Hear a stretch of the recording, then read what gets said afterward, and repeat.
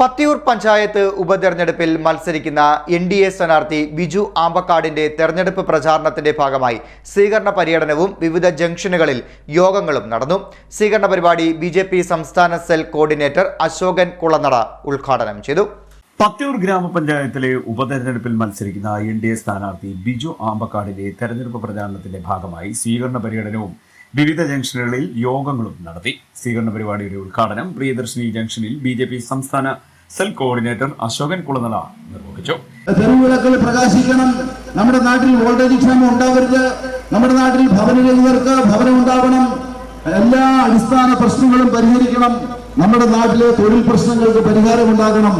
അങ്ങനെ നമ്മുടെ നാടിന്റെ സമഗ്രമായ വികസനം സാധ്യമാകണമെങ്കിൽ നമ്മുടെ നാടിനെ സംബന്ധിച്ച് നമ്മുടെ നാട്ടിൽ ഭാരതീയ ജനതാ പാർട്ടിയുടെ പ്രതിനിധി അവർ തെരഞ്ഞെടുക്കപ്പെടണം.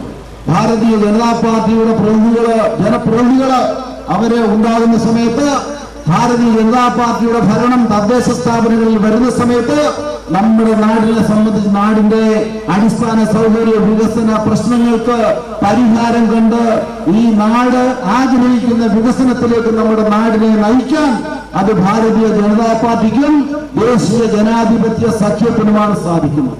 അതുകൊണ്ട് നമ്മെ സംബന്ധിച്ച് നമ്മുടെ നാട്ടിലെ പ്രബുദ്ധരായിട്ടുള്ള രാഷ്ട്രീയ പ്രബുദ്ധതയുള്ള വോട്ടർമാരോട് എനിക്ക് അഭ്യർത്ഥിക്കാനുള്ളത്, ഈ നാട്ടില് എന്തെല്ലാം അടിസ്ഥാന പ്രശ്നങ്ങളാണ്, എന്തെല്ലാം ഇല്ലായ്മകളാണ്, എന്തെല്ലാം ജീവിത പ്രശ്നങ്ങളാണ് നമ്മുടെ കൺമുമ്പിൽ നിൽക്കുന്നത്. അത് തൊഴിലിന്റെ ആവട്ടെ, അത് വിദ്യാഭ്യാസത്തിന്റെ ആവട്ടെ, അത് ഭവനത്തിന്റെ ആവട്ടെ, അത് മറ്റ് അടിസ്ഥാന സൗകര്യ ആവശ്യങ്ങളുടെ ആവട്ടെ.